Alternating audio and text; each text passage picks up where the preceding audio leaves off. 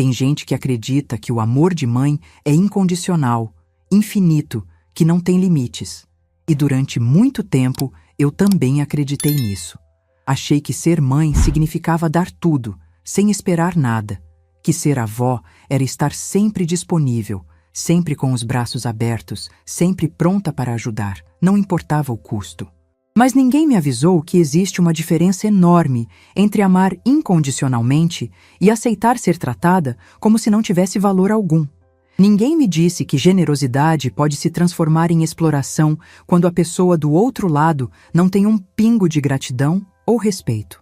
Me chamo Mariana Ferreira Costa e essa é a história de como descobri, aos 60 anos, que nunca é tarde para recuperar a própria dignidade. Mesmo que isso signifique fechar a porta para as pessoas que você mais ama. Hoje tenho 62 anos e finalmente encontrei paz. Mas há 2 anos atrás, naquela manhã de março, eu ainda era uma mulher que não sabia dizer não. Uma mulher que confundia amor com submissão, generosidade com ser capacho. Essa história começa naquela manhã de março, quando o sol entrava pelas janelas da maternidade Santa Casa, criando aqueles feixes de luz dourada que deixavam tudo mais bonito, mais esperançoso. Eu estava no corredor do 4º andar, segurando um buquê de flores cor-de-rosa e um ursinho de pelúcia, que tinha custado mais do que eu gostaria de admitir. Meu coração batia acelerado. Depois de 9 longos meses de expectativa, minha netinha Clara havia nascido durante a madrugada. Daniel, meu filho, tinha me ligado às 6 da manhã, a voz embargada de emoção, dizendo que era uma menina saudável, que estava tudo bem com Patrícia e que eu podia ir conhecer minha neta. Lembro do cheiro daquele corredor. Aquele cheiro característico de hospital, misturado com perfume de flores, com o aroma de café vindo da copa das enfermeiras. Lembro das minhas mãos suando enquanto segurava os presentes, do nó na garganta, da ansiedade boa de quem vai conhecer alguém que já ama antes mesmo de ver o rosto. Durante 9 meses, eu tinha me preparado para aquele momento. Não apenas emocionalmente, mas financeiramente também. Tinha pago cada consulta médica de Patrícia, cada exame, tinha contratado o plano de saúde mais completo da cidade para ela e para a bebê. Tinha reformado o quarto inteiro na casa deles, comprado o enxoval completo, o berço importado, o carrinho de última geração. Tinha gasto mais de 50 mil reais das minhas economias. Quase tudo que Alberto e eu tínhamos juntado antes dele partir, 3 anos antes. Mas achei que valia a pena. Achei que estava construindo uma ponte, criando laços, garantindo meu lugar na vida da minha neta. Como eu estava enganada. Quando entrei no quarto, Patrícia estava na cama, o cabelo preso num coque bagunçado, a cara inchada do esforço do parto. Daniel estava ao lado dela, olhando para o berço transparente onde Clara dormia, toda enroladinha numa manta cor-de-rosa clara. Eu disse alguma coisa como parabéns, que estava tão feliz, tão emocionada. Patrícia respondeu com um sorriso que não chegou aos olhos, aquele tipo de sorriso educado que se dá para visitas inconvenientes. Uma das enfermeiras, uma moça jovem de cabelo preso num rabo de cavalo, estava verificando os sinais vitais de Patrícia. Ela me deu um sorriso caloroso quando entrei, aquele tipo de sorriso que as pessoas dão para avós orgulhosas. Me aproximei do berço devagar, com reverência, como se estivesse me aproximando de algo sagrado. E de certa forma, era exatamente isso. Clara tinha o rostinho mais perfeito que eu já tinha visto. Os cílios fininhos, as bochechas rosadas, aquela expressão serena que só os recém-nascidos têm. Daniel me deu licença para pegá-la no colo. Lembro que minhas mãos tremiam quando a peguei, com todo o cuidado do mundo, apoiando a cabecinha dela no meu braço. Ela era tão leve, tão frágil, tão perfeita. O cheirinho dela invadiu minhas narinas. Aquele cheiro único de bebê recém-nascido que não tem comparação com nada. Algo dentro do meu peito se expandiu. Um amor tão grande que dói, que aperta, que faz você entender por que as pessoas fazem loucuras por seus netos. Eu estava ali, embalando Clara suavemente, sentindo o peso minúsculo dela nos meus braços, os dedinhos dela enrolados no meu dedo, quando ouvi a voz de Patrícia. Alta, clara, cortante como uma lâmina. Ela disse: "Sua mãe não vai segurar minha filha. Ela é suja." Por um segundo, achei que tinha ouvido errado. O barulho do ar-condicionado, o bip das máquinas, talvez eu tenha confundido. Virei o rosto na direção dela, ainda com Clara nos braços, tentando processar aquelas palavras. Mas não deu tempo. Patrícia levantou da cama com uma rapidez que não parecia possível para alguém que tinha dado à luz horas antes. Ela cruzou o quarto em 3 passos largos e arrancou Clara dos meus braços. Literalmente arrancou, sem cuidado, puxando a bebê com força, como se estivesse tirando algo perigoso das mãos de uma criança. O movimento foi tão brusco que Clara acordou assustada e começou a chorar. Um choro agudo, desesperado, que ecoou pelo quarto inteiro. E eu fiquei ali, parada, com os braços ainda na posição em que segurava minha neta, vazia, congelada, sem entender o que tinha acabado de acontecer. A enfermeira do rabo de cavalo parou o que estava fazendo. Vi seu rosto mudar de expressão, de profissional para chocada. Ela olhou para Patrícia, depois para mim, depois desviou os olhos rapidamente, como se tivesse presenciado algo que não deveria. Olhei para Patrícia, procurando alguma explicação, algum sinal de que aquilo era um mal-entendido. Mas ela me encarou com aqueles olhos frios, quase hostis, apertando Clara contra o peito, e disse em voz alta para todo mundo ouvir: "Eu não deixo qualquer pessoa segurar minha filha. Você veio direto da rua, não lavou as mãos, não colocou máscara, não pediu permissão. Minha filha tem imunidade baixa. Eu não vou deixar você colocar a saúde dela em risco porque acha que tem direito de fazer o que quer." Cada palavra foi uma facada. Não pelo que diziam na superfície, mas pelo tom, pelo desprezo, pela maldade calculada em cada sílaba. A enfermeira do rabo de cavalo murmurou algo sobre ir buscar uma coisa e saiu do quarto rapidamente, claramente querendo escapar daquela situação. Mas uma auxiliar mais velha, que estava organizando algumas coisas na bancada, ficou parada com as mãos no ar, segurando um pacote de gaze, os olhos arregalados. Senti o sangue subir para o meu rosto. Não de raiva, mas de vergonha. Uma vergonha profunda, devastadora, do tipo que faz você querer desaparecer, virar pó e ser levada pelo vento. Porque não era só Patrícia no quarto. Tinha aquela auxiliar mais velha testemunhando tudo, provavelmente já recontando mentalmente a cena para as colegas no corredor. A humilhação queimava minha pele como água fervente. Mas o pior de tudo foi olhar para Daniel. Meu filho estava ali, de pé, ao lado da cama, com a postura de alguém que queria estar em qualquer outro lugar. Ele não me defendeu, não disse uma palavra. Não falou para a esposa que ela estava sendo injusta, que eu era a mãe dele, que aquela não era a forma de tratar quem tinha pago cada centavo daquele parto particular.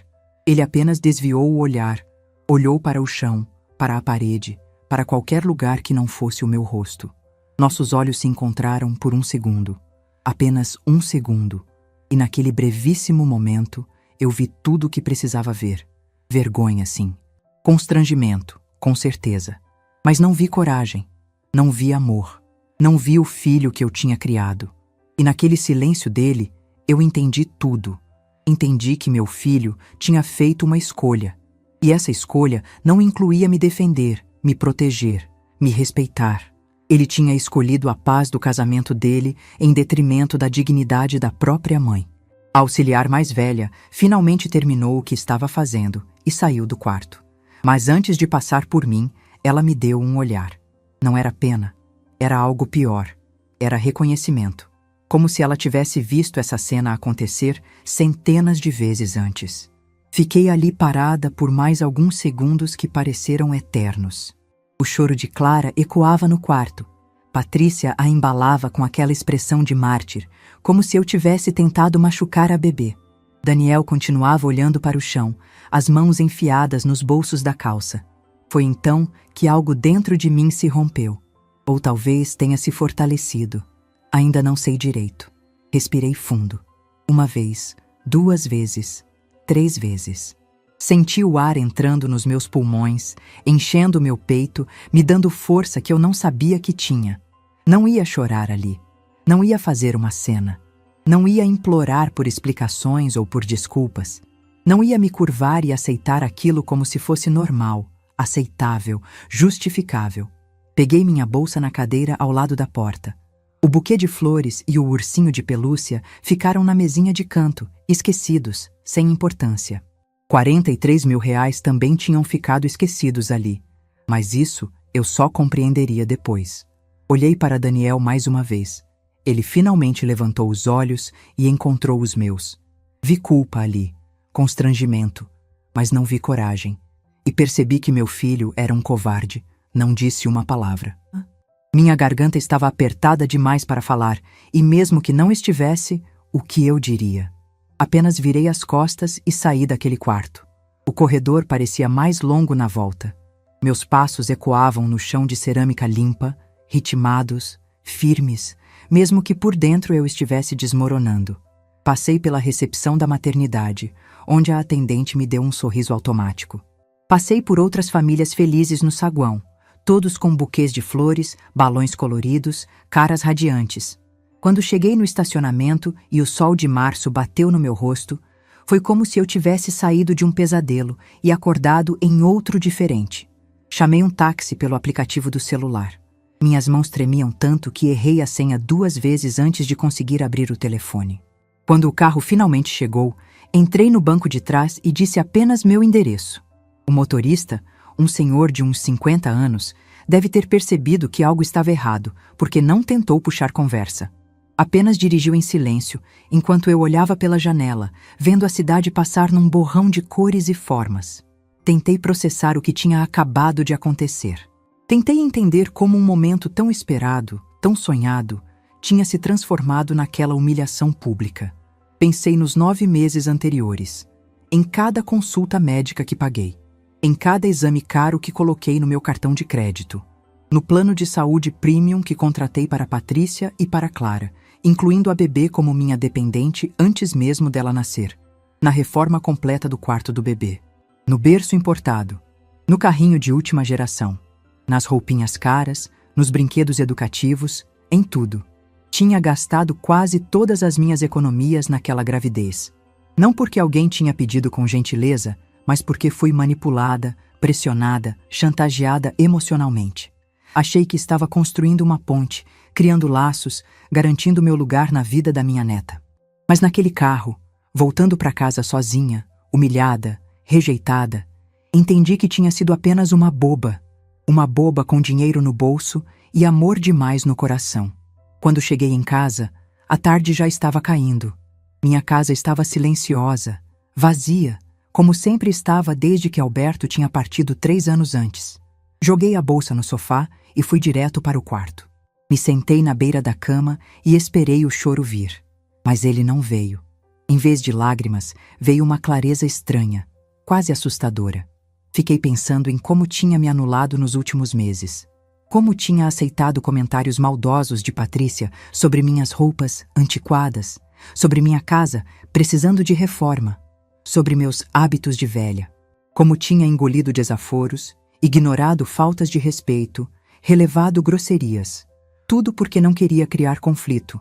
Tudo porque queria ser a sogra legal, a avó presente, a matriarca amorosa que mantém a família unida. Mas família unida se constrói com respeito mútuo. E respeito era a única coisa que eu não tinha recebido. A noite caiu e eu continuei sentada naquela cama, no escuro, pensando. Meu celular tocou várias vezes. Não atendi. Não queria ouvir desculpas vazias, justificativas patéticas, pedidos para entender a situação. Porque eu já entendia perfeitamente a situação.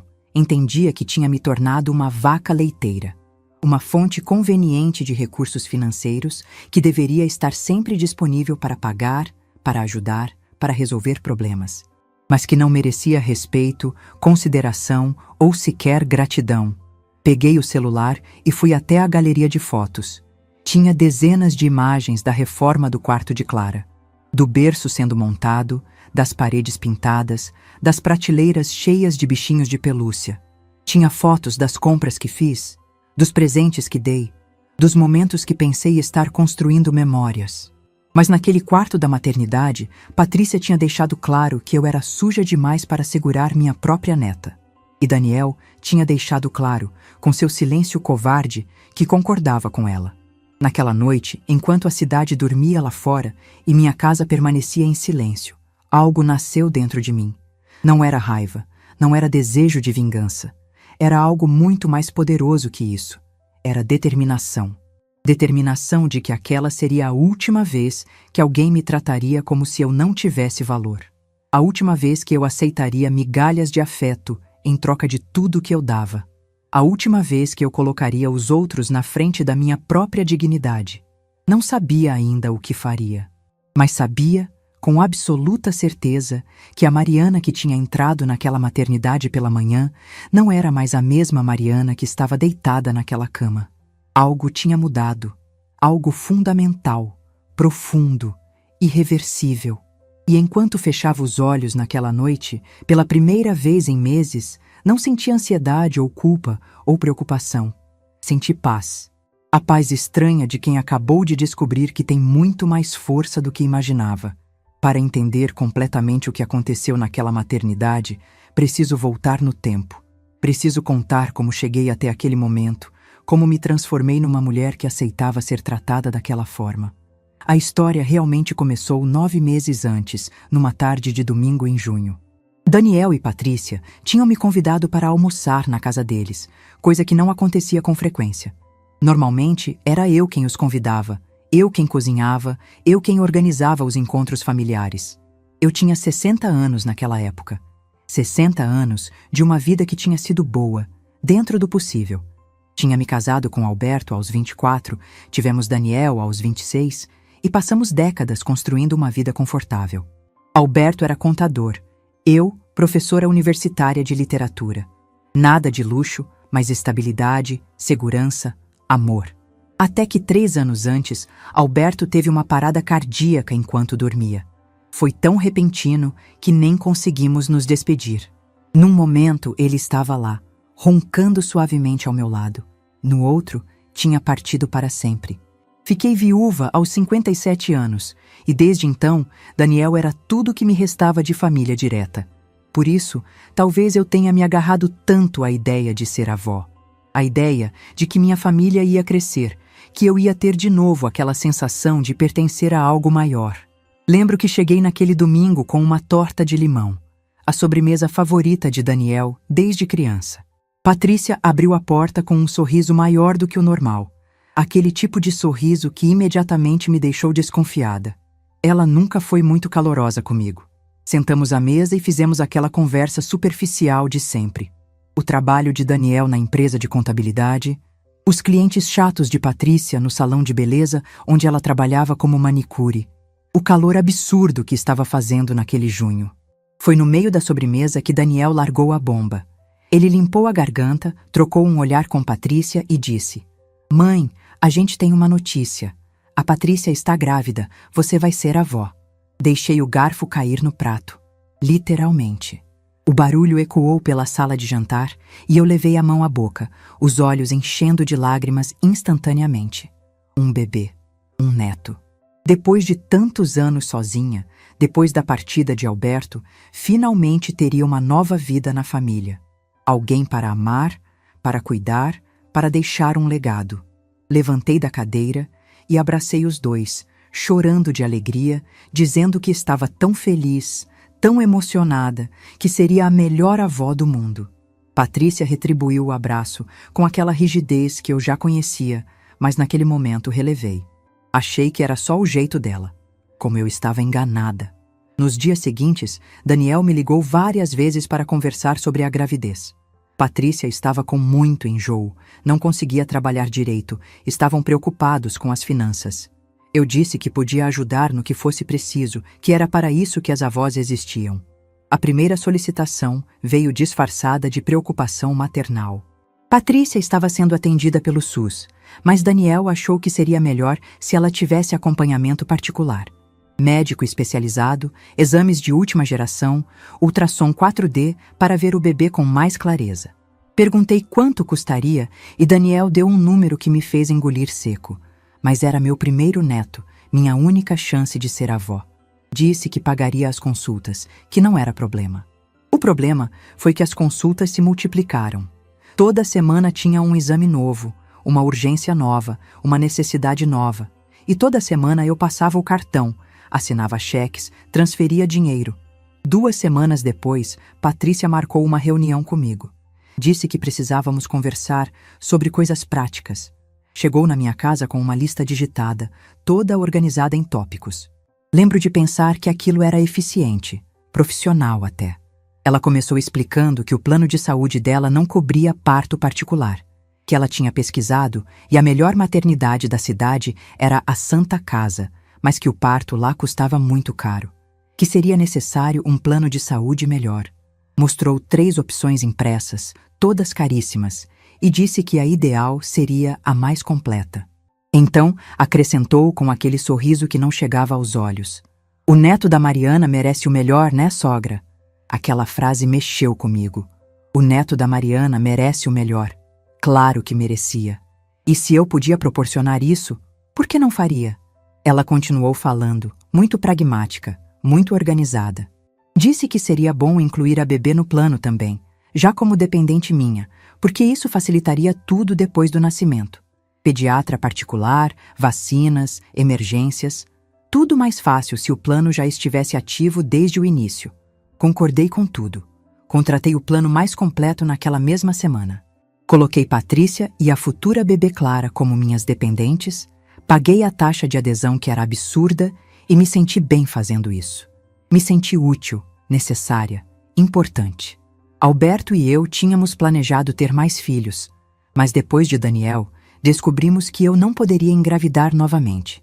Durante anos, sonhamos com uma casa cheia, com barulho de criança, com natais cercados de netos. Mas tivemos apenas Daniel, que cresceu como filho único, mimado, protegido demais talvez.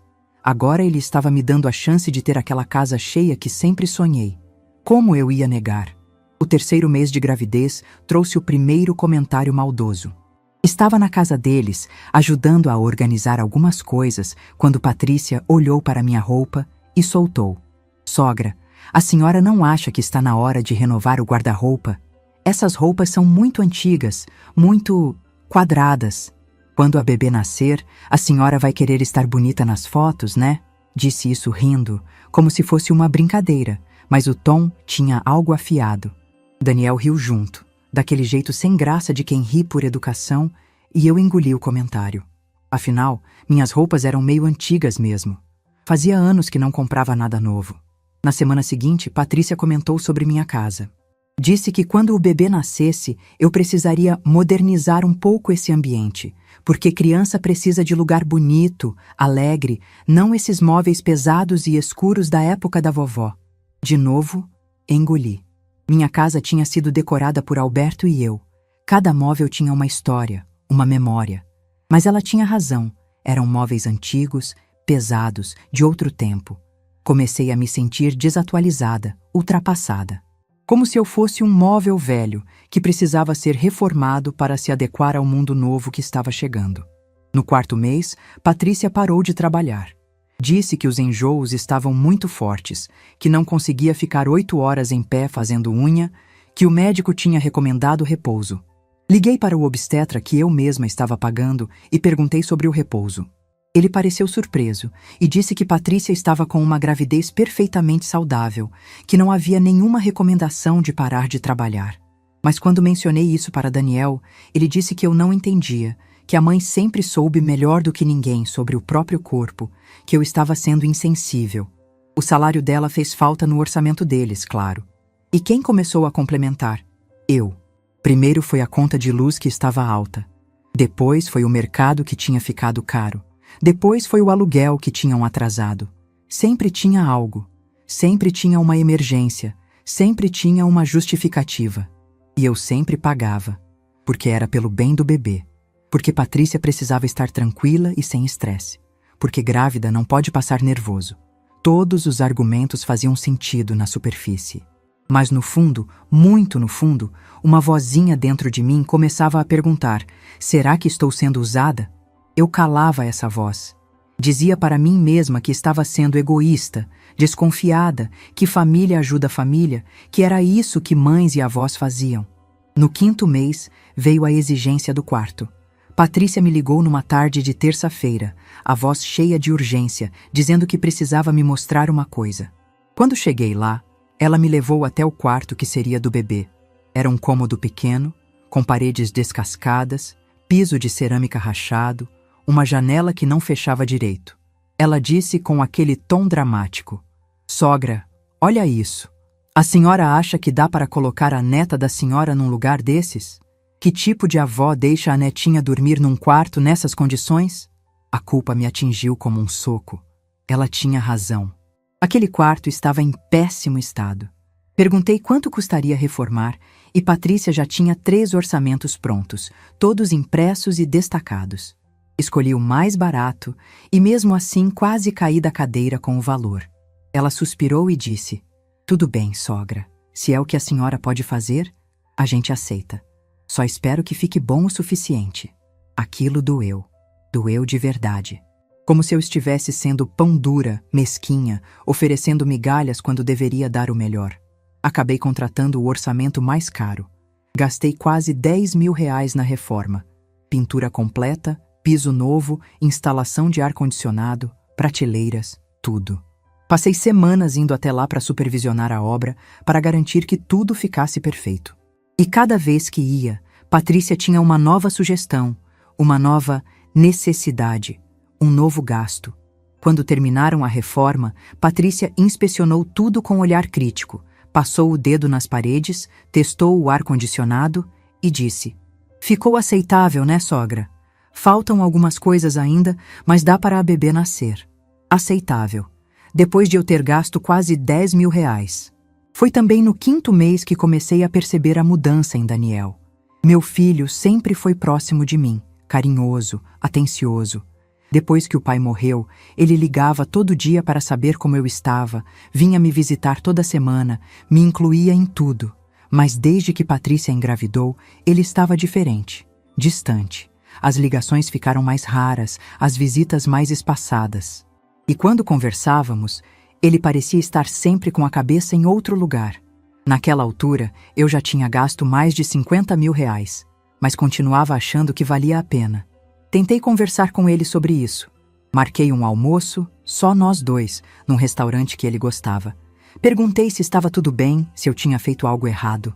Daniel mexeu na comida com o garfo, sem me olhar nos olhos, e disse: "Mãe, a senhora precisa entender que agora eu tenho uma família. Não posso ficar correndo para lá e para cá o tempo todo. A Patrícia precisa de mim." Como se eu não fosse família. Como se 3 décadas de dedicação tivessem sido apagadas por 9 meses de gravidez.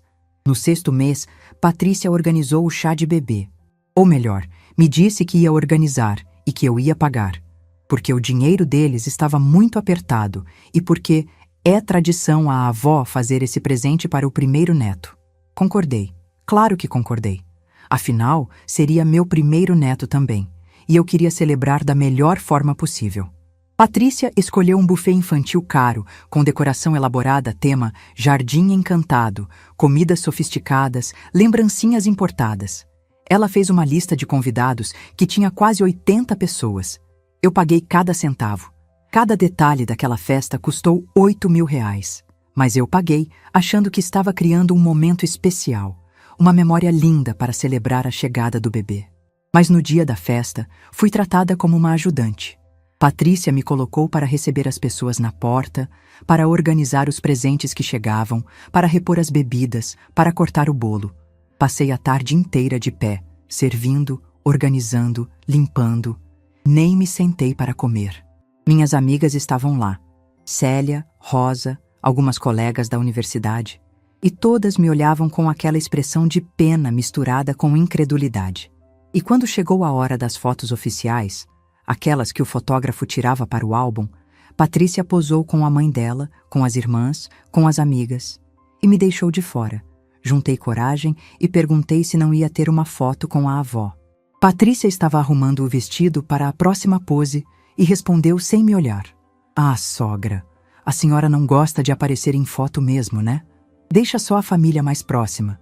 Depois a gente tira umas fotos casuais." Família mais próxima. Como se eu não fosse.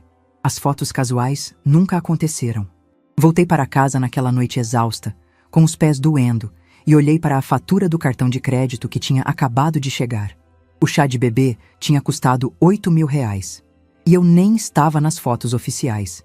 Minhas amigas começaram a comentar. Célia, que me conhecia há 30 anos, me pegou pelo braço antes de ir embora da festa e disse baixinho: Mariana, você está sendo explorada. Isso não é normal. Isso não é como famílias tratam umas às outras. Mas eu defendi os dois.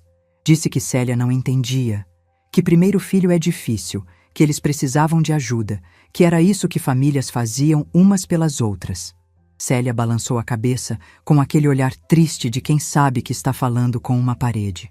Mariana, família ajuda com amor e respeito. O que estão fazendo com você é abuso. Abuso financeiro e emocional. Aquela palavra ficou ecoando na minha cabeça durante dias. Abuso.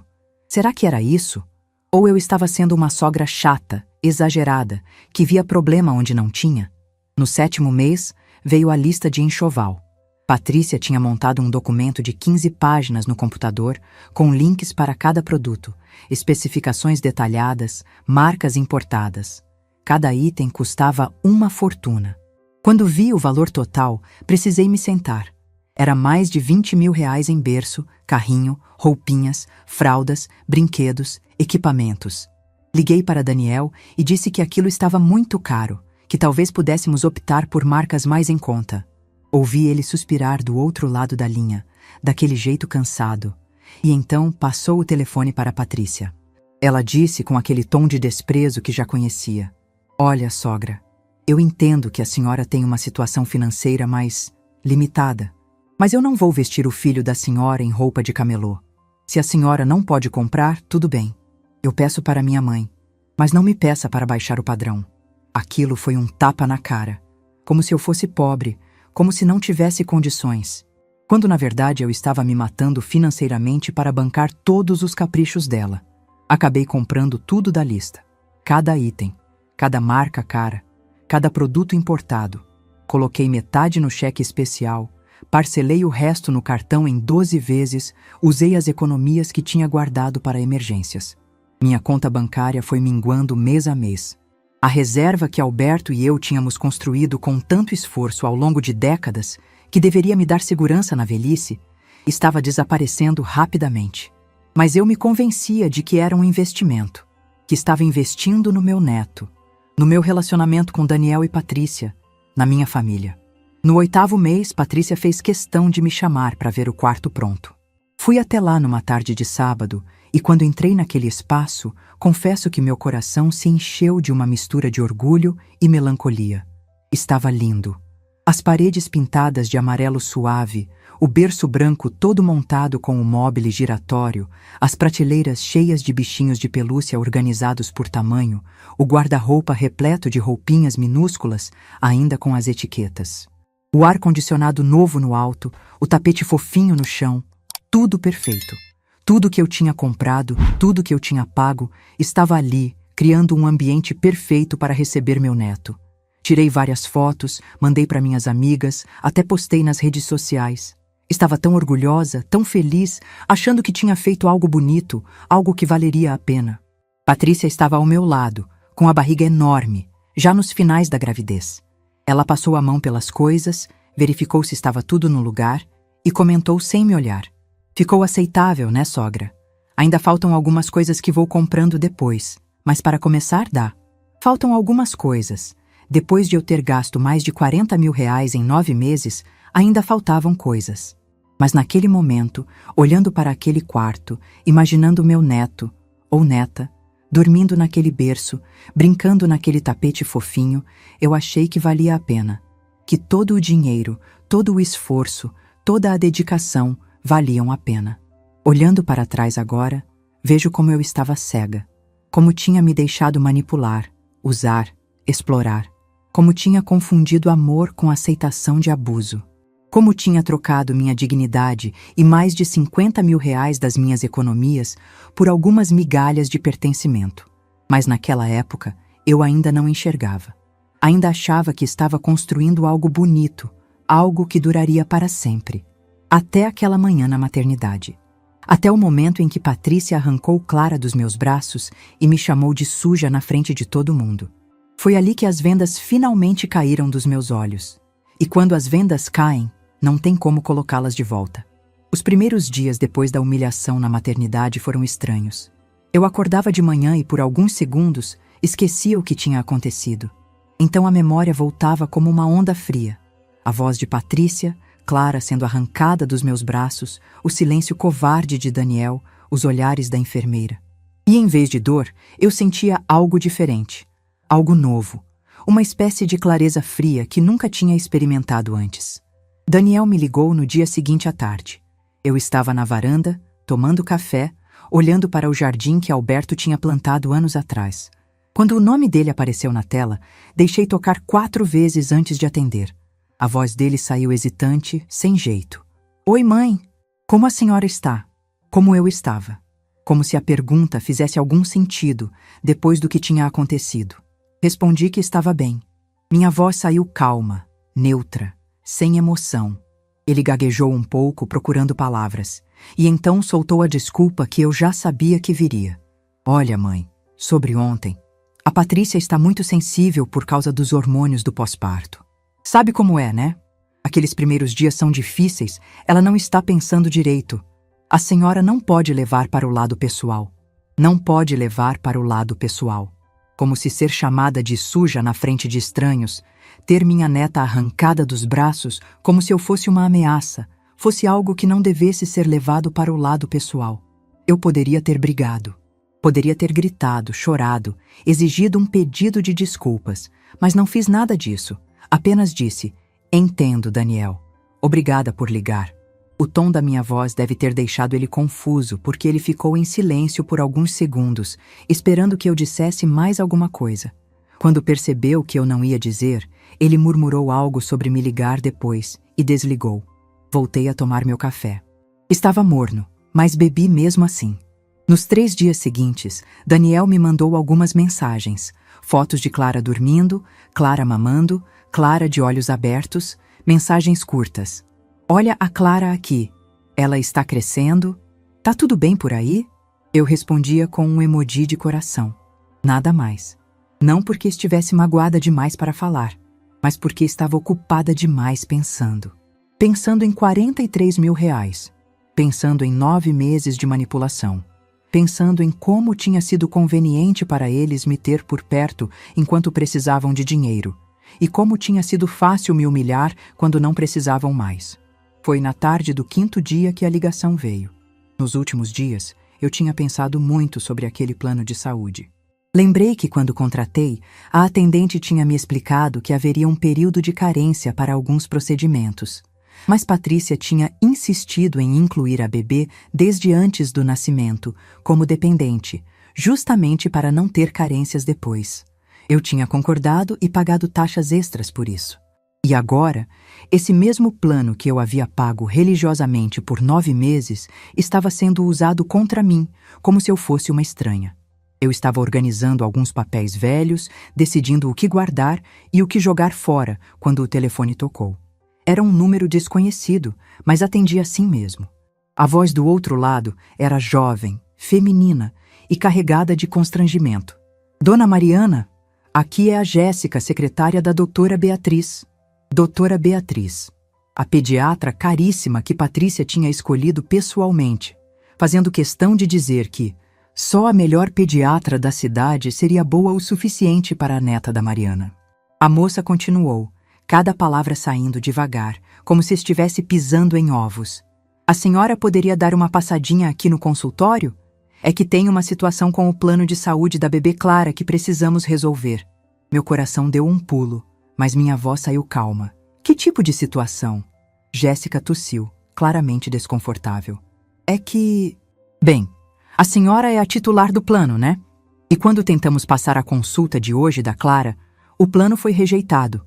Deu como se estivesse cancelado. Então a consulta ficou em aberto e a doutora Beatriz pediu para eu entrar em contato com a senhora para resolver. Fiquei em silêncio por alguns segundos. Do outro lado da linha, Jéssica esperava. Provavelmente achando que eu estava chocada, confusa, preocupada. Mas eu não estava nada disso. Estava apenas processando a informação. O plano tinha sido rejeitado, porque ainda estava ativo. Eu não tinha cancelado nada ainda. Mas a operadora provavelmente tinha detectado que Patrícia tinha usado o meu plano para o parto sem minha autorização expressa presente. ou tinha algum problema burocrático qualquer. E de repente, naquele momento, olhando pela janela da minha sala, vendo o sol da tarde batendo nas plantas do jardim, eu tive uma revelação. Eu tinha poder. Todo o poder estava nas minhas mãos. O plano estava no meu nome. Eu era a titular. Eu era quem pagava. E eu podia cancelar quando quisesse. Sorri. Pela primeira vez em 5 dias, sorri de verdade. Disse para Jéssica com toda a gentileza do mundo. Olha, Jéssica, deve ter dado algum problema no sistema. Vou verificar com a operadora e depois entro em contato. Pode deixar. Ela pareceu aliviada. Ah, obrigada, dona Mariana. É que a consulta deu R$ 450 e a doutora Beatriz precisa saber quem vai pagar R$ 450 por uma consulta de rotina de recém-nascido. Mas era a melhor pediatra da cidade, afinal. Desliguei o telefone e fiquei sentada naquela cadeira, meu coração batendo mais rápido, não de nervosismo, mas de algo que só posso descrever como empoderamento. Durante 60 anos, eu tinha sido a pessoa que resolvia problemas para os outros.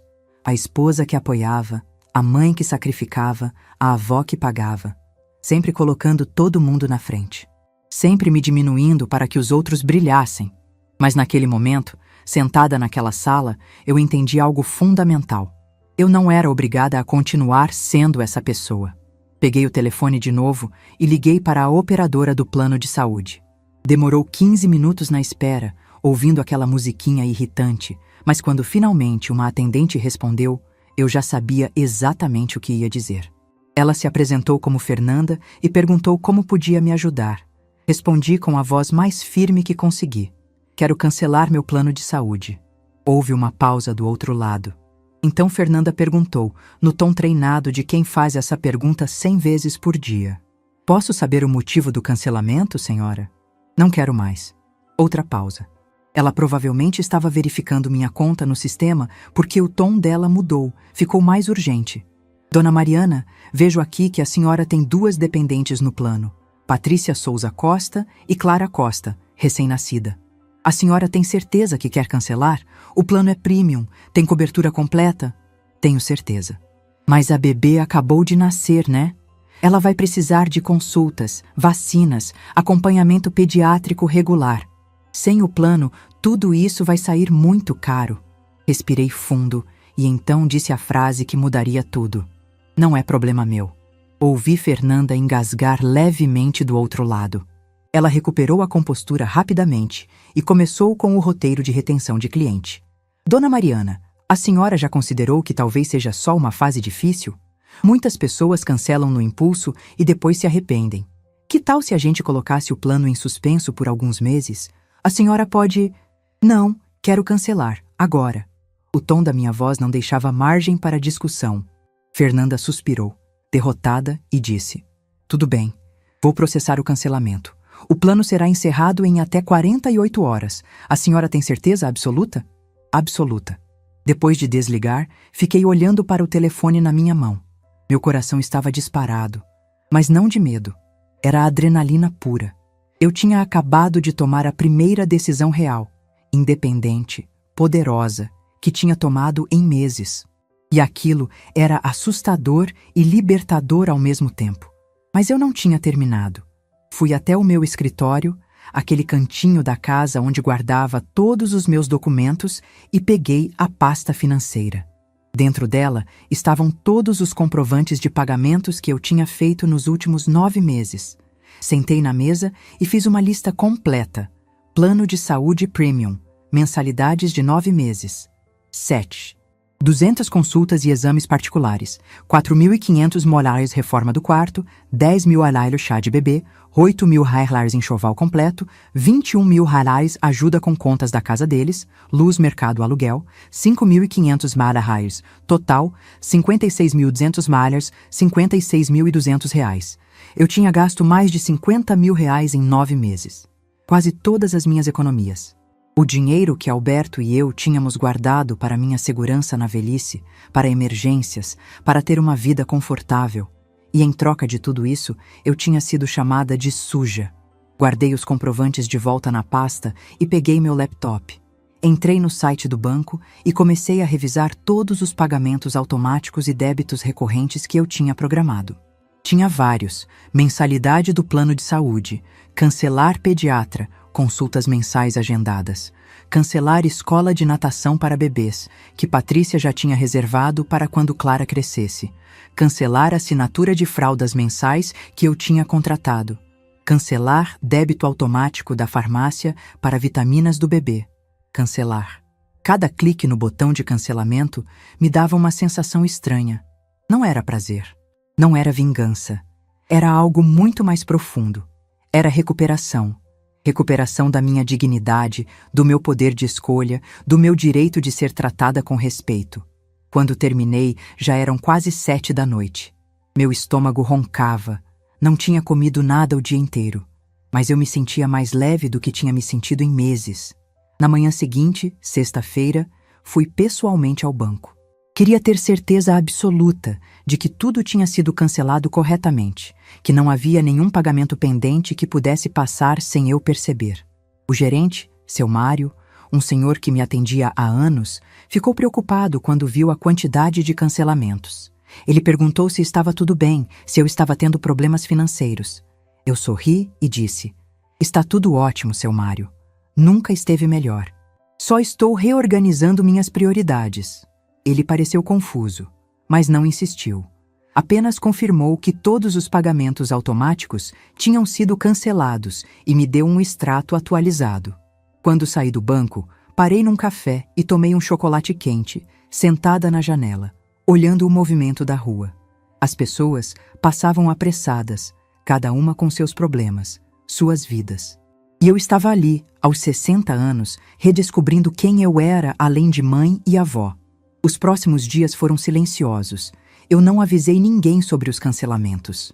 Não liguei para Daniel, não mandei mensagem para Patrícia. Apenas esperei. E a espera foi deliciosa.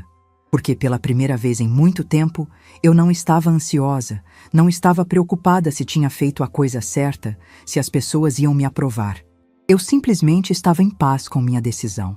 Daniel mandou algumas mensagens durante esses dias. Fotos de Clara, comentários sobre como estava difícil cuidar de um recém-nascido, reclamações sobre o cansaço. Eu respondia com mensagens curtas. Que bom, ela está linda, sei como é. Na terça-feira seguinte, exatamente 8 dias depois da humilhação na maternidade, meu telefone tocou às 3 da tarde. Era Patrícia. Deixei tocar 3 vezes antes de atender. Meu coração estava acelerado, mas minha mão estava firme. Atendi com um simples "Alô?" E então veio a explosão. A voz de Patrícia saiu aos gritos, histérica, furiosa. "O que a senhora fez? A senhora cancelou o plano de saúde? A senhora está louca?" Afastei o telefone da orelha. Ela estava gritando tão alto que eu conseguia ouvir claramente mesmo com o aparelho longe. Esperei ela tomar fôlego para continuar. "A Clara teve que ir no pronto-socorro ontem à noite. Ela estava com febre. E quando chegamos lá, o plano não funcionou. Disseram que estava cancelado. A senhora tem ideia do que a senhora fez?" Ela continuou gritando, sem pausas, sem respirar direito. "A gente teve que pagar R$ 2.500. R$ 2.500. Sogra, a gente não tem esse dinheiro. Teve que colocar no cartão em 10 vezes. Fez uma pausa para respirar, e eu aproveitei para falar. Minha voz saiu baixa, calma, controlada. "Terminei, Patrícia." O choque no outro lado da linha foi palpável. Ela esperava que eu me justificasse, que me desculpasse, que ficasse desesperada. Mas o tom da minha voz não era nada disso. Ela gaguejou. "Como assim terminou? A senhora está matando a própria neta. A senhora está sendo uma mulher suja?" Silêncio. Um silêncio longo, pesado, carregado. Continuei, mantendo aquele tom calmo, quase suave. "Foi isso que você disse, não foi? Que eu era suja demais para segurar minha neta. Que você não ia deixar qualquer pessoa tocar na sua filha. Então estou apenas respeitando sua decisão, Patrícia. Pessoas sujas como eu não devem ter contato com bebês, e isso inclui pagar por eles. Mas a senhora não pode, isso é... A senhora está sendo ridícula. Eu estava nervosa. Acabei de dar à luz. A senhora não pode levar isso a sério." Levei muito a sério. A voz dela mudou então. Ficou chorosa, manipuladora. Sogra, pelo amor de Deus. A Clara precisa de consultas, de vacinas, de acompanhamento médico. A senhora vai deixar a própria neta sem assistência porque ficou magoada com uma bobagem? Uma bobagem. 56 mil reais e 9 meses de manipulação eram uma bobagem. Respirei fundo e disse, cada palavra escolhida com cuidado. Patrícia, você e Daniel são adultos. Vocês decidiram ter um filho. E agora vocês vão cuidar dele com os recursos de vocês. Eu não sou obrigada a bancar suas escolhas. Mas a senhora sempre ajudou. A senhora sempre esteve presente. A senhora não pode simplesmente parar de... Posso. E parei. Ela ficou sem palavras por alguns segundos. Então, a voz dela ficou fria, venenosa. A senhora vai se arrepender disso. A senhora vai ficar velha sozinha, sem ninguém, sem conhecer a própria neta. E quando a senhora precisar de ajuda, não venha nos procurar. Sorri. Ela não podia me ver, mas sorri. Patrícia, eu prefiro ficar velha sozinha com minha dignidade intacta do que rodeada de pessoas que me tratam como um banco ambulante. Desliguei o telefone. Minhas mãos tremiam, mas não de medo. Era adrenalina, libertação, poder. Sentei no sofá, o telefone ainda na mão, e deixei a sensação tomar conta de mim. Eu tinha acabado de enfrentar meu maior medo, ser abandonada pela família, e tinha descoberto que conseguia viver com isso. Melhor ainda, conseguia viver bem com isso. 10 minutos depois, Daniel ligou. Atendi no segundo toque. Dessa vez eu queria ouvir o que ele tinha a dizer. A voz dele saiu baixa, constrangida, muito diferente dos gritos de Patrícia. Mãe, a gente precisa conversar. Pode falar. A senhora realmente cancelou tudo? O plano, os pagamentos, tudo? Sim. Uma pausa longa. Então ele disse, tentando soar razoável. Mãe, eu entendo que a senhora ficou magoada com o que aconteceu na maternidade. Mas a senhora não acha que está exagerando? A Clara não tem culpa disso. A senhora vai prejudicar uma criança inocente por causa de uma briga com a Patrícia? Era interessante como ele colocava a culpa em mim. Como se eu fosse a vilã por parar de pagar. Não eles por terem me tratado com desrespeito. Respondi, mantendo a voz neutra. Daniel, eu não estou prejudicando ninguém. Estou apenas deixando de assumir responsabilidades que não são minhas. Você e Patrícia são os pais de Clara. Não eu.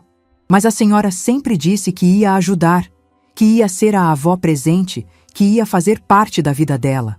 E eu queria. Até ser chamada de suja e ter minha neta arrancada dos meus braços como se eu fosse uma ameaça. Ele ficou em silêncio. Não tinha o que dizer, porque ele tinha estado lá, tinha visto tudo. E não tinha feito nada.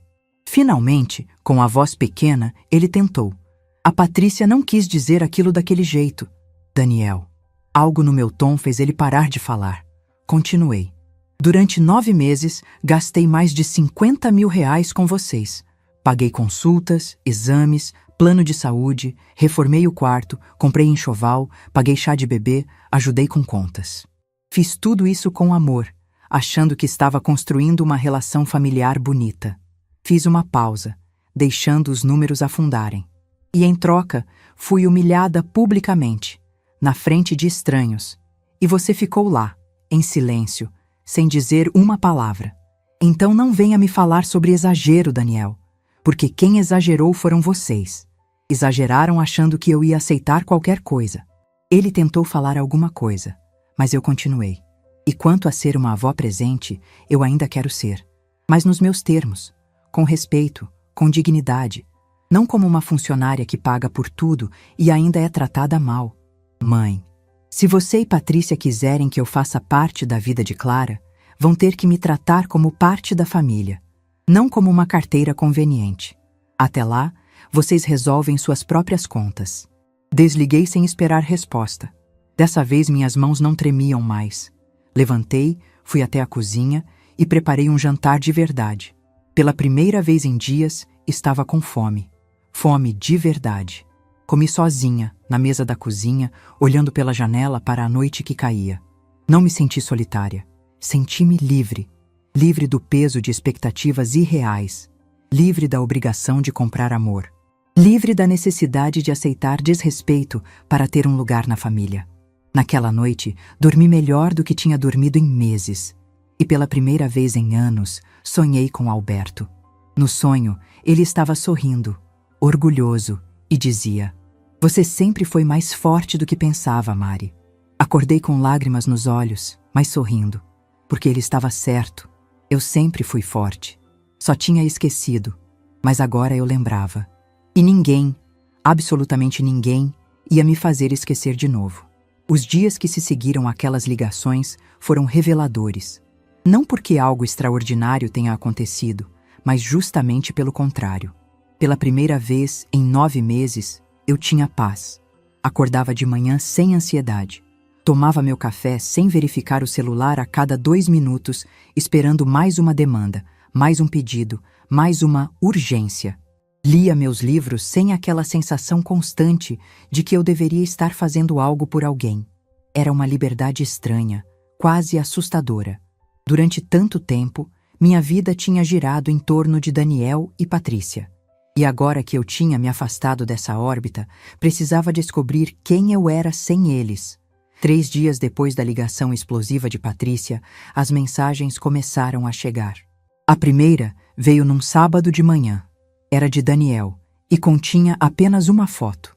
Clara dormindo no berço que eu tinha comprado, toda enroladinha numa manta, os dedinhos fechados em punhos minúsculos. Embaixo da foto, a mensagem: "Ela está com saudade da vó." Olhei para aquela foto por um longo tempo. Clara era linda, perfeita, e ver aquela imagem mexia comigo de formas que eu não queria admitir. Mas então pensei: ela está com saudade da vó. Como? Uma bebê de 2 semanas não tem saudade de ninguém. Aquela mensagem não era sobre Clara, era sobre manipulação. Não respondi. No domingo, outra foto.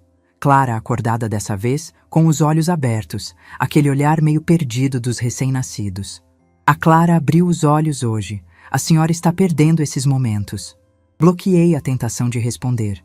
Porque ele estava certo, eu estava perdendo momentos. Mas estava perdendo por escolha. Porque aqueles momentos vinham com um preço que eu não estava mais disposta a pagar. Minha dignidade. Na segunda-feira, a 3ª foto. Clara chorando com o rosto vermelho, boca aberta. Ela chora muito. Acho que sente falta da avó. Crianças sentem essas coisas. Aquilo me irritou. Não pela foto em si, mas pela manipulação descarada. Ele estava tentando me culpar pelo choro de uma bebê recém-nascida. Como se bebês precisassem de motivo para chorar além de fome, sono ou fraldas sujas. Digitei uma resposta, apaguei, digitei de novo, apaguei de novo. Finalmente deixei o telefone de lado e fui cuidar do jardim. As mãos sujas de terra, arrancando ervas daninhas, regando as plantas que Alberto tinha plantado anos atrás, me acalmaram. Tinha algo de terapêutico em cuidar de coisas vivas que não te julgavam, que não te manipulavam, que apenas existiam e cresciam.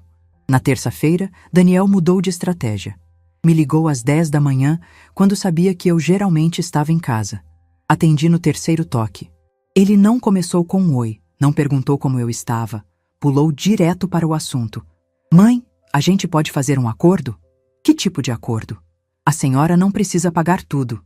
Eu entendo que a gente exagerou, mas o plano de saúde da Clara, a senhora poderia pelo menos manter o plano dela? Só dela, nem precisa ser o da Patrícia. É que está muito caro pagar as consultas particulares, e a gente não pode colocar ela no SUS porque... Por que não?" A pergunta deixou ele sem palavras por um segundo. "Como assim por quê? Por que vocês não podem usar o SUS? Milhões de crianças no Brasil são atendidas pelo sistema público. Por que Clara não pode?" Ele gaguejou. "Por quê? Porque não é a mesma qualidade, mãe. A Patrícia pesquisou e a gente quer o melhor para ela." "Daniel!" Minha voz saiu firme, sem espaço para discussão. "Vocês querem o melhor, vocês pagam pelo melhor. Simples assim. Mas a senhora tem condições. A senhora tem dinheiro guardado. Por que a senhora não pode ajudar a própria neta?" "Posso, mas não vou." O silêncio do outro lado foi longo. Então, ele tentou outra abordagem, a voz ficando mais suave, mais parecida com o Daniel criança, que fazia charme para conseguir o que queria. Mãe, eu sei que a gente errou. A Patrícia sabe que errou. Mas a senhora vai punir a Clara por causa dos nossos erros? Não estou punindo ninguém. Estou apenas vivendo minha vida e deixando vocês viverem a de vocês. Isso não é viver. Isso é abandonar a família. A palavra me atingiu como um tapa. Abandonar. Ele estava me acusando de abandono.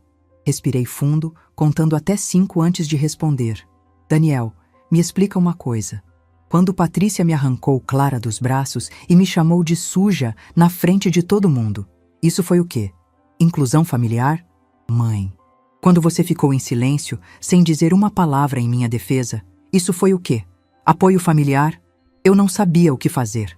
A Patrícia estava sensível, acabou de dar à luz. E eu não merecia consideração? Depois de 9 meses pagando tudo, fazendo tudo, me sacrificando por vocês, eu não merecia pelo menos que você dissesse que ela estava errada? Ele não tinha resposta para isso. Ficou em silêncio por tanto tempo que pensei que a ligação tinha caído. Finalmente ele disse, a voz baixa. A gente não tem dinheiro para pagar pediatra particular todo mês, mãe. Não tem como. Então usem o SUS, ou cortem outras despesas, ou Patrícia volta a trabalhar, vocês são adultos, vão descobrir. A Patrícia não pode voltar a trabalhar agora, a Clara está muito pequena. Daniel. Cortei ele no meio da frase. Eu criei você sozinha depois que seu pai morreu. Você tinha 19 anos, estava na faculdade. Eu trabalhei, paguei suas contas, coloquei comida na mesa. Não tinha ninguém me bancando. Descobri um jeito. Vocês também vão descobrir. Desliguei. Minhas mãos tremiam, mas não de medo ou insegurança. Tremiam de raiva. Raiva de mim mesma por ter demorado tanto para acordar. Raiva deles por terem me usado assim. Raiva de toda a situação. Peguei o celular e bloqueei o número de Patrícia. Pensei em bloquear Daniel também, mas algo me impediu. Ele era meu filho, afinal. Mas eu não precisava estar disponível o tempo todo. Na quinta-feira da mesma semana, aconteceu algo que me fez perceber o quão desesperados eles estavam ficando. Eu tinha ido ao mercado fazer compras para a semana. Pela primeira vez em meses, comprei coisas que eu gostava, sem ficar calculando se tinha dinheiro para ajudá-los depois.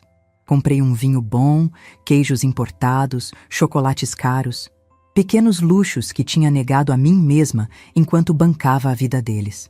Quando cheguei em casa com as sacolas, quase deixei tudo cair no chão.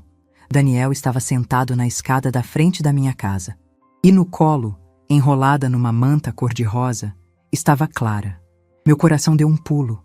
Ver minha neta ali, tão pequenininha, tão frágil, mexeu comigo de formas que eu não estava preparada. Mas então olhei para o rosto de Daniel e vi a estratégia. Ele não tinha vindo me visitar, tinha vindo me manipular. Respirei fundo. Segurei firme as sacolas e subi os 3 degraus até onde ele estava.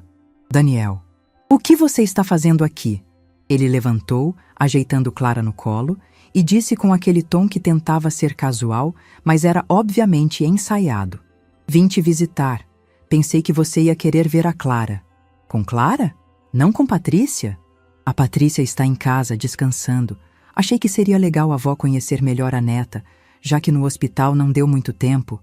O cinismo era impressionante. Como se não ter dado tempo fosse o problema, e não o fato de eu ter sido humilhada publicamente. Olhei para Clara.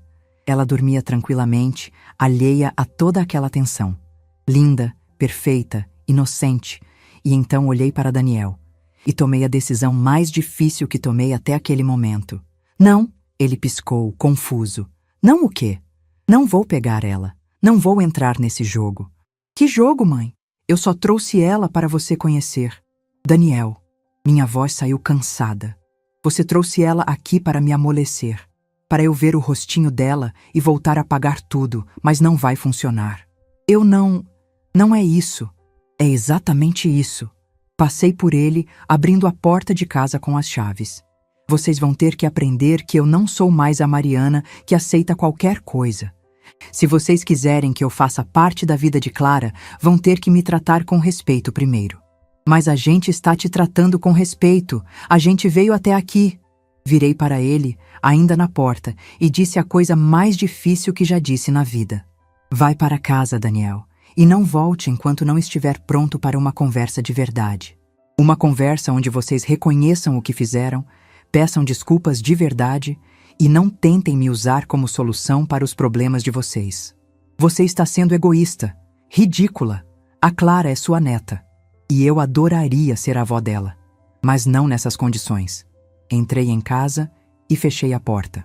Através da janela da sala, vi Daniel ficar ali parado por alguns minutos, olhando para a porta fechada com aquela expressão de incredulidade, como se não conseguisse acreditar que eu tinha mesmo recusado.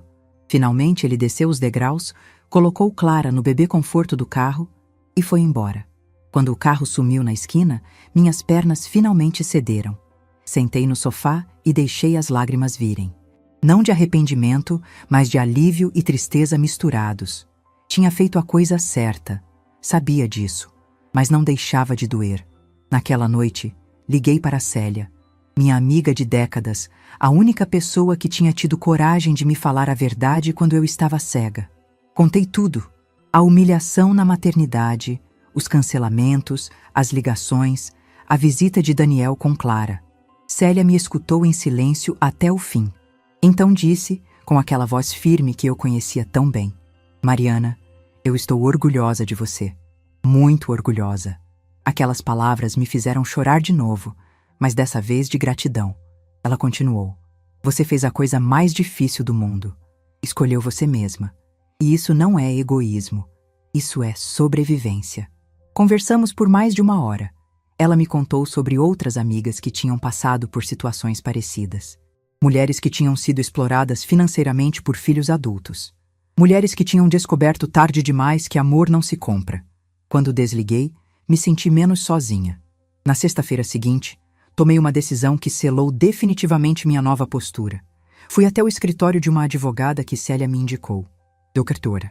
Márcia era uma mulher de uns 50 anos, com aquele ar competente de quem já viu de tudo. Quando contei minha história, ela não pareceu surpresa. Apenas pegou um bloco de notas e foi anotando tudo. Quando terminei, ela disse: Dona Mariana, a senhora fez tudo certo. Cancelou o que estava no seu nome, parou de fazer pagamentos que não era obrigada a fazer. Nada do que a senhora fez é ilegal ou antiético. Mas e se eles tentarem me processar?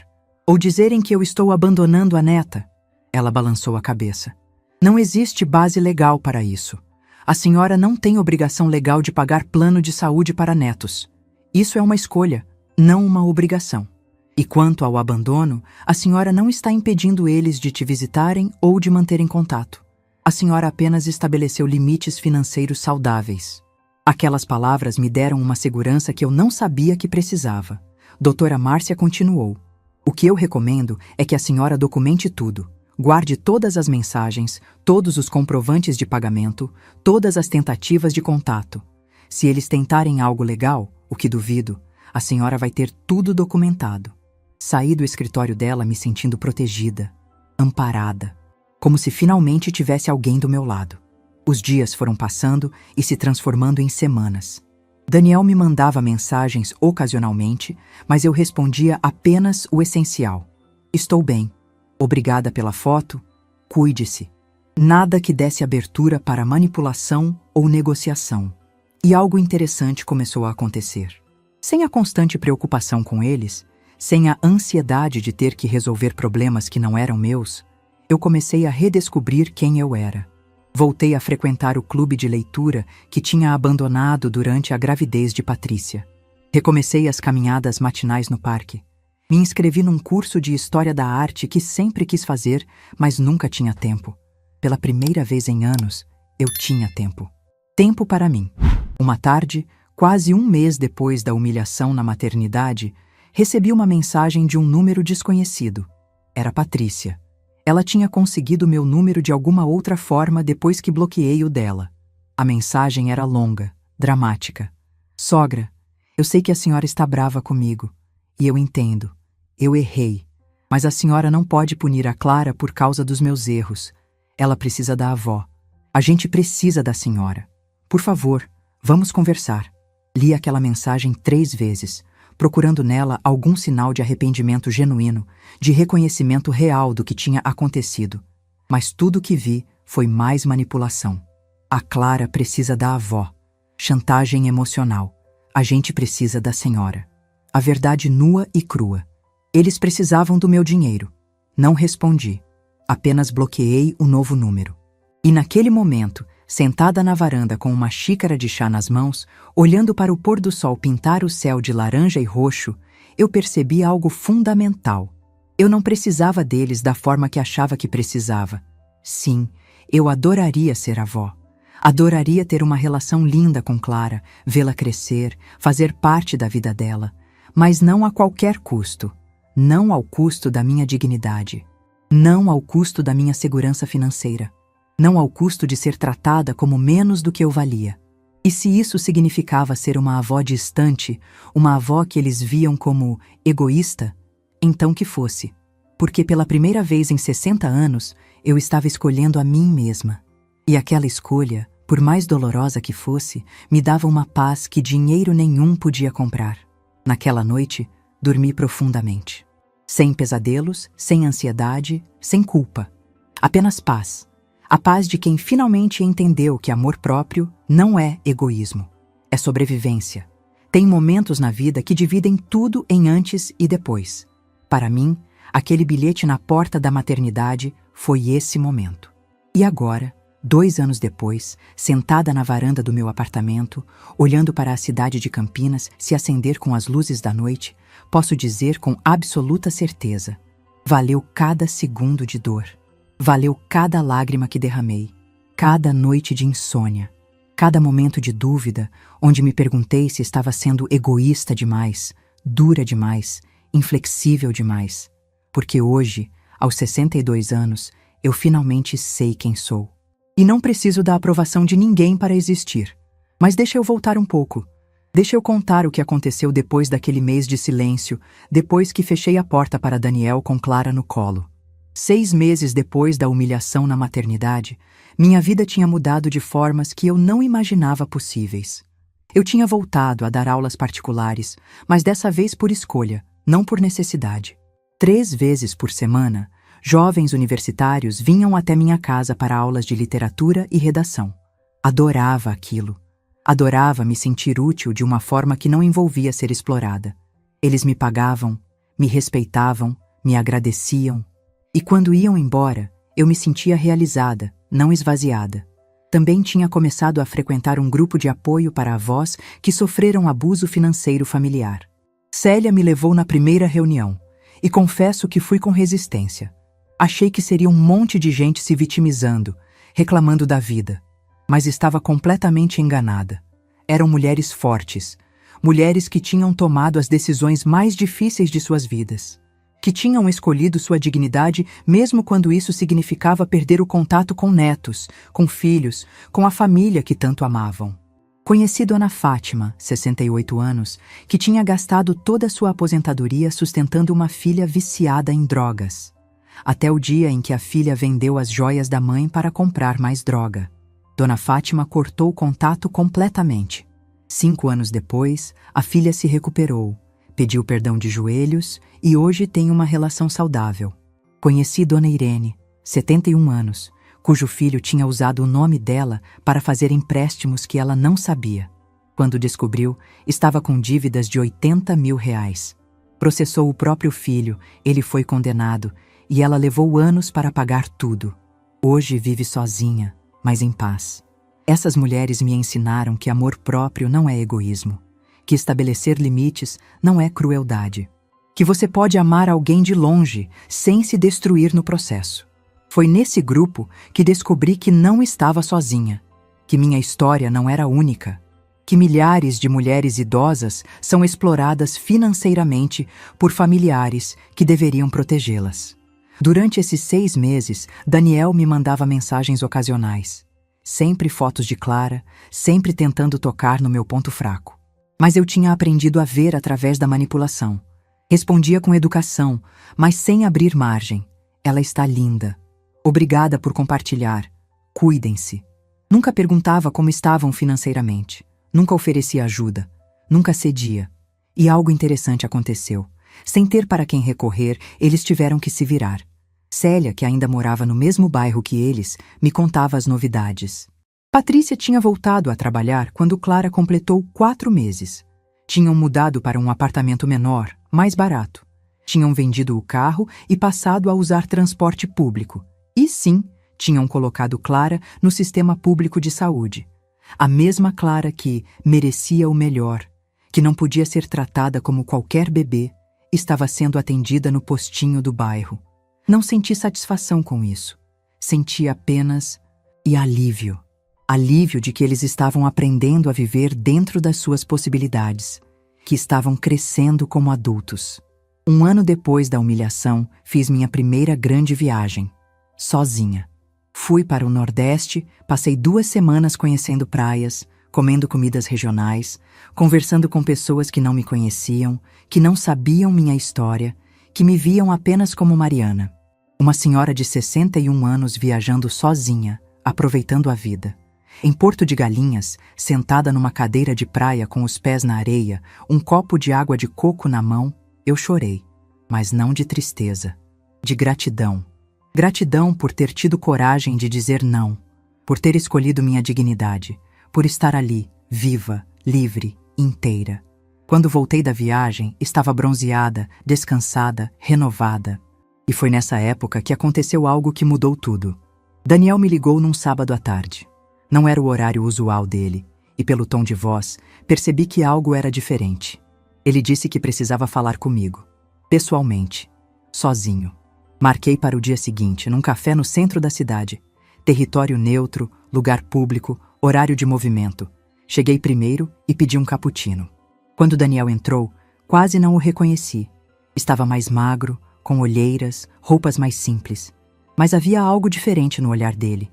Algo que eu não via há muito tempo. Humildade. Ele se sentou e ficou em silêncio por alguns segundos, mexendo nas mãos, claramente nervoso. Então começou a falar, e o que ele disse me pegou completamente de surpresa. Disse que os últimos meses tinham sido os mais difíceis da vida dele, que tinham passado por dificuldades financeiras sérias, que Patrícia tinha entrado em depressão pós-parto e ele tinha precisado cuidar de tudo sozinho por semanas, que tinham brigado muito, quase se separaram. Mas então ele disse algo que me fez prestar atenção de verdade. Ele disse: "Mãe, eu finalmente entendi o que a senhora fez por mim a vida inteira.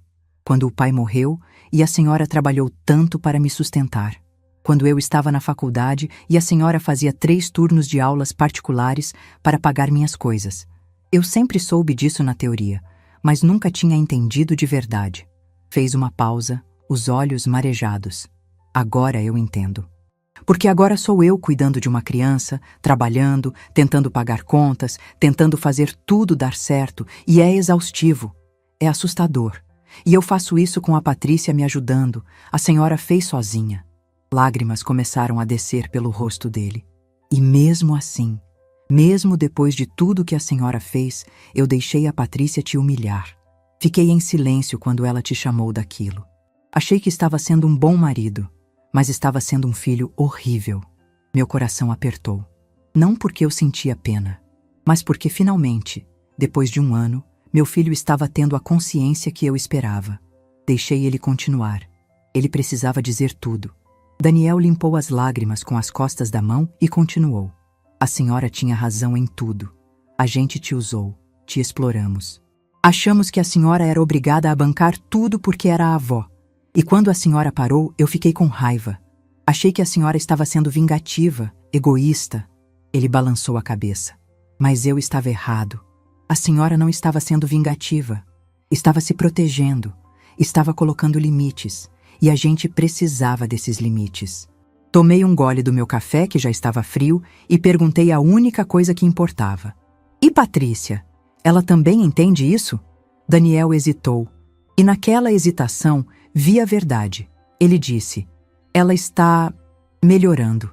Ela sabe que errou, mas tem orgulho demais para admitir. Ainda acha que a senhora exagerou. Então não tinha mudado nada. Patrícia continuava sendo Patrícia. Mas Daniel tinha mudado. E isso já era alguma coisa."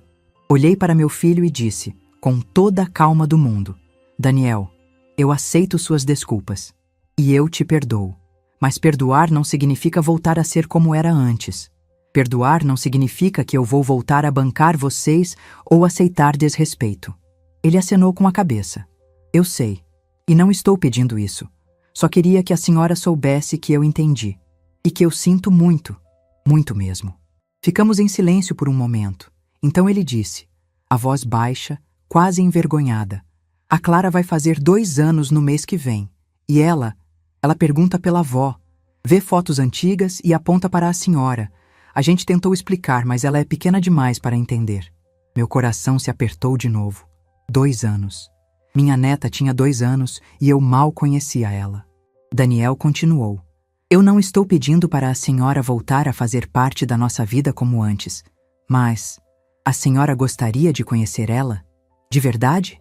Sem pressão, sem expectativas, só conhecer sua neta? Aquela pergunta mexeu comigo de formas que eu não esperava. Eu queria. Deus, como eu queria conhecer Clara, ver quem ela estava se tornando, ouvir sua voz, ver seu sorriso. Mas tinha medo. Medo de me apegar e ser rejeitada de novo. Medo de abrir meu coração e ser usada de novo. Respirei fundo e disse, eu gostaria, mas com condições. Daniel se aprumou na cadeira. Pode falar. Primeira condição. Patrícia precisa me pedir desculpas. Não precisa ser hoje, não precisa ser amanhã, mas precisa acontecer. E precisa ser sincero, não só da boca para fora. Ele acenou com a cabeça. Segunda condição. Eu visito Clara quando eu quiser, onde eu escolher. Não vou mais para a casa de vocês onde fui humilhada. Pelo menos não por enquanto. Entendido. Terceira condição. Nunca, em hipótese alguma, vocês vão me pedir dinheiro emprestado, ajuda financeira ou qualquer coisa relacionada a dinheiro. Se um dia eu quiser dar um presente para Clara, eu dou. Mas vai ser escolha minha, não obrigação. Daniel engoliu seco. Combinado. E última condição. No momento em que eu sentir que estou sendo desrespeitada, manipulada ou usada de qualquer forma, eu saio. E dessa vez, não volto. Entendeu? Entendi. Eu prometo, mãe. Não vai acontecer de novo. 2 semanas depois, Daniel me ligou dizendo que tinha conversado com Patrícia, que ela estava disposta a se desculpar, mas queria fazer pessoalmente. Marquei para o mesmo café. Novamente, território neutro. Patrícia chegou com Clara no colo. Minha neta tinha crescido tanto que mal consegui reconhecer a bebezinha que tinha segurado por alguns segundos na maternidade. Ela tinha cachinhos castanhos, bochechas rosadas, olhos curiosos que avaliavam tudo ao redor. Estava de vestidinho rosa, com uma fralda visível por baixo. Linda. Simplesmente linda. Quando me viu, Clara não demonstrou reconhecimento. Por que demonstraria? Ela não me conhecia. Patrícia se sentou, claramente desconfortável. Daniel tinha ficado do lado de fora, respeitando que aquele momento era entre nós duas. Ela respirou fundo e disse, sem me olhar nos olhos, eu vim pedir desculpas pelo que aconteci na maternidade. Esperei, porque aquilo não era um pedido de desculpas. Aquilo era uma formalidade. Como eu não respondi, ela continuou, agora com mais dificuldade. Eu estava errada. Eu estava nervosa, cansada. Acabei de dar à luz. Mas isso não justifica o que eu disse. Não justifica como eu te tratei. Finalmente ela levantou os olhos e me encarou. E não foi só na maternidade. Foi durante a gravidez inteira. Eu te usei, te explorei, te tratei como uma máquina de dinheiro. E quando você parou de pagar, eu fiquei com raiva, como se você fosse obrigada. Clara se mexeu no colo dela, choramingando, e Patrícia a ajeitou antes de continuar. Esses 2 anos foram difíceis. A gente teve que aprender a viver com o dinheiro que a gente ganha. E foi duro, muito duro, mas foi necessário. Ela fez uma pausa longa. Eu não sou boa em pedir desculpas. Nunca fui, mas eu estou tentando. E eu quero que você saiba que eu entendo por que você fez o que fez. E que eu sinto muito. Não era perfeito. Não era o pedido de desculpas mais eloquente do mundo, mas era sincero. Eu conseguia ver no olhar dela. Respirei fundo e disse, eu aceito suas desculpas, Patrícia. E eu te perdoo. Vi o alívio no rosto dela. Mas então acrescentei, mas perdoar não significa esquecer. Não significa que tudo volta a ser como era. Significa apenas que eu não vou carregar raiva no meu coração. Ela acenou com a cabeça. Eu entendo.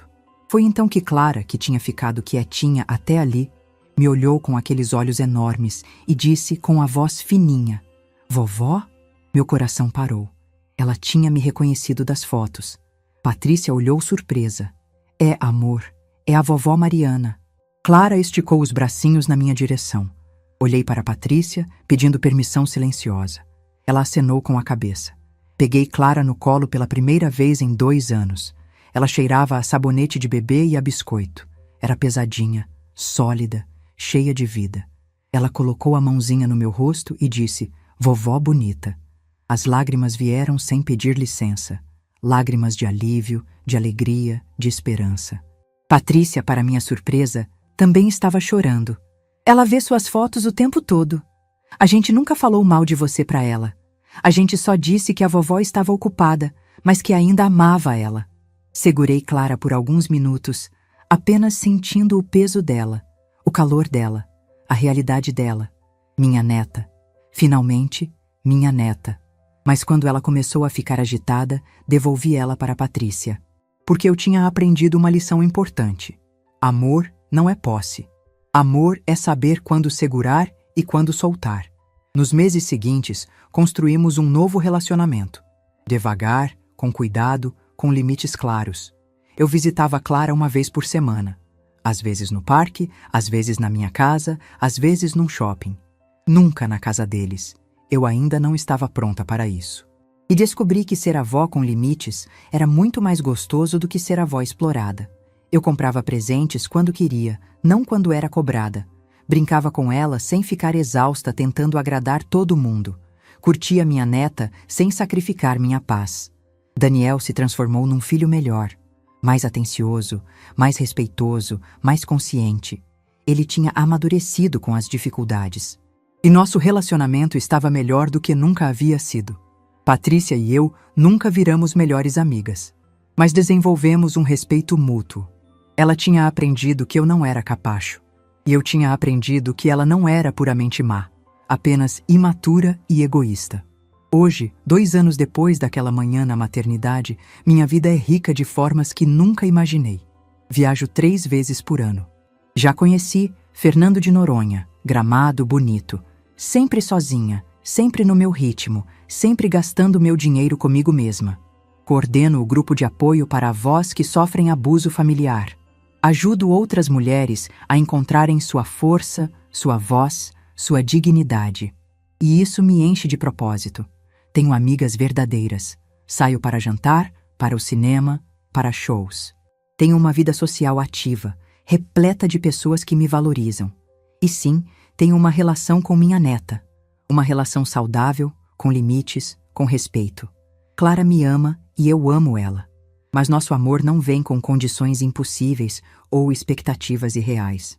Ontem, Clara me deu um desenho que tinha feito na escolinha. Era eu, reconhecível pelos cabelos brancos que ela pintou de amarelo, com um sol enorme ao lado e a palavra vovó, escrita em letras tortas. Coloquei aquele desenho na geladeira e fiquei olhando para ele por um longo tempo. E percebi algo fundamental. Esse desenho tinha muito mais valor do que todos os 56 mil reais que eu gastei tentando comprar um lugar na família. Porque esse desenho veio do coração. Veio de uma escolha livre. Veio de um amor que não foi comprado, mas construído com tempo, respeito e dignidade. Às vezes me perguntam se eu me arrependo. Se eu não deveria ter sido mais flexível, mais compreensiva, mais mãe. E minha resposta é sempre a mesma. Não me arrependo de um único segundo da minha decisão.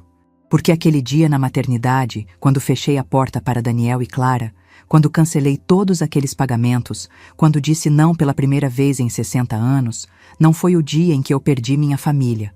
Foi o dia em que eu me encontrei. Foi o dia em que descobri que eu valia mais do que o dinheiro que podia dar. Que eu merecia respeito não por ser útil, mas por ser humana. Foi o dia em que aprendi que amor de verdade não te diminui, não te explora, não te usa. Amor de verdade te enxerga, te respeita, te valoriza. E se para ter esse amor verdadeiro eu precisei passar por um deserto de solidão, por noites de choro, por momentos de dúvida devastadora, valeu a pena. Porque do outro lado desse deserto encontrei a Mariana que tinha sido enterrada sob décadas de abnegação. A Mariana que tinha sonhos próprios, vontades próprias, valor próprio. E essa Mariana ninguém vai tirar de mim novamente. Hoje, sentada na varanda do meu apartamento, com uma xícara de chá nas mãos, olhando para a cidade que continua girando, indiferente aos dramas pessoais de cada um, eu sorrio. Sorrio porque finalmente entendi a diferença entre ser amada e ser respeitada, entre ser necessária e ser valorizada, entre pertencer a uma família e pertencer a si mesma. E se tem uma coisa que aprendi nesses 2 anos, é que nunca é tarde para recuperar sua dignidade. Não importa se você tem 60, 70, 80 anos. Não importa se está sendo explorada por filhos, netos, irmãos, quem quer que seja. Você sempre pode dizer não. Você sempre pode escolher você mesma. E quando você faz essa escolha, algo mágico acontece. As pessoas que te amam de verdade permanecem. As pessoas que só te usavam desaparecem. E você descobre que é muito melhor estar sozinha e em paz do que rodeada e explorada. Meu nome é Mariana Ferreira Costa. Tenho 62 anos. E essa é minha história de como descobri que o amor próprio não é egoísmo. É sobrevivência. É liberdade. É vida. E se essa história tocou seu coração, se você está passando por algo parecido, se você também está sendo usada, explorada, diminuída por pessoas que deveriam te amar, deixa eu te dizer uma coisa. Você merece melhor. Você sempre mereceu melhor. E nunca é tarde para escolher você mesma. Se essa história tocou seu coração, deixe seu like, se inscreva no canal e comente aqui embaixo. No meu lugar, o que você faria? Sua mensagem pode iluminar o dia de alguém.